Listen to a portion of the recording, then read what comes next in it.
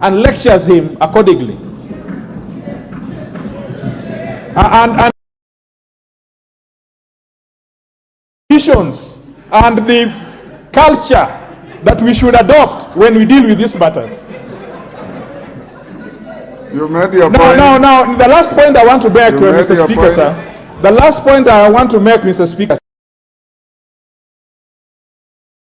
since we changed the standing orders, if we allow this unaddressed, then the executive or anybody else under whom we supervise will have the latitude, because there is something called precedence. I know the witness wants us to talk about the traditions. He also knows about something called precedence. If we allow him to go with this unattended, then of course we have lost our value in holding these people to account.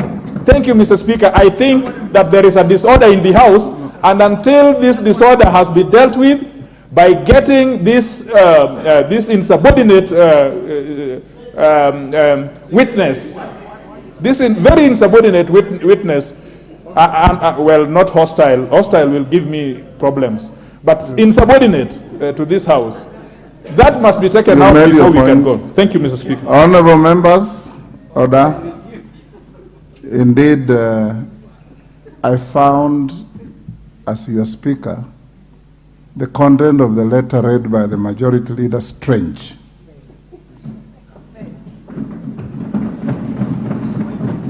And this goes majority leader, informal cabinet ministers, that they come to answer questions guided by you as the majority leader, who is the nexus between this House and the executive. And writing to Mr. Speaker after he has given direction is inadvisable. So going to the future, you may need to communicate to all cabinet secretaries on how to engage the House. And more particularly, once the chair has given direction on the matter, no minister has any right to give value judgment on that direction. Because what the content of that letter is giving value judgment on the direction of the chair. It's out of order, and to cut a long story short, Minister, you will be required to rescind in totality the contents of that letter, tender an apology to the House, then we move on with answering the questions that are before us. Go ahead, Minister. Thank you, Mr. Speaker, honorable members of this very august House. Let me, Mr. Speaker, from the outset, make it absolutely succinctly and unambiguously clear that I subject myself to the authority and oversight of this House in totality.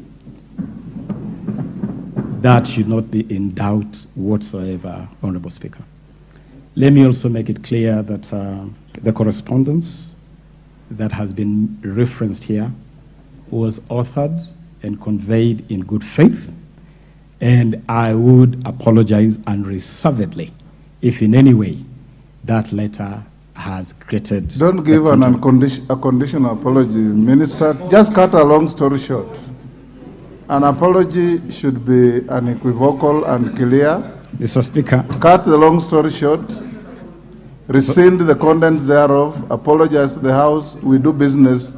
There are a lot of bills pending after this. Mr. Speaker, may I therefore, with a lot of respect, withdraw that correspondence and unreservedly tender an apology to the Honorable House.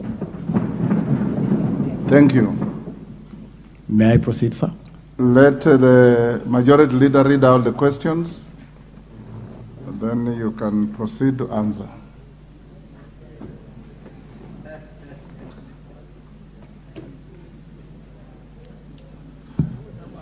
And in your questions, members, those chips on the correspondence will lie where they fell. I will not allow any one of you to go back to it. Deal with the questions on how our athletes are being dealt with, how they are being managed, and how the issues came to this House. Thank you, Honorable Speaker. Well guided, and I will proceed to read out the questions as they are listed on the order paper. One is for the ministers to respond to the following issues relating to the role of the ministry in facilitating the Kenya team that attended the Special Olympics held in Berlin, Germany in June.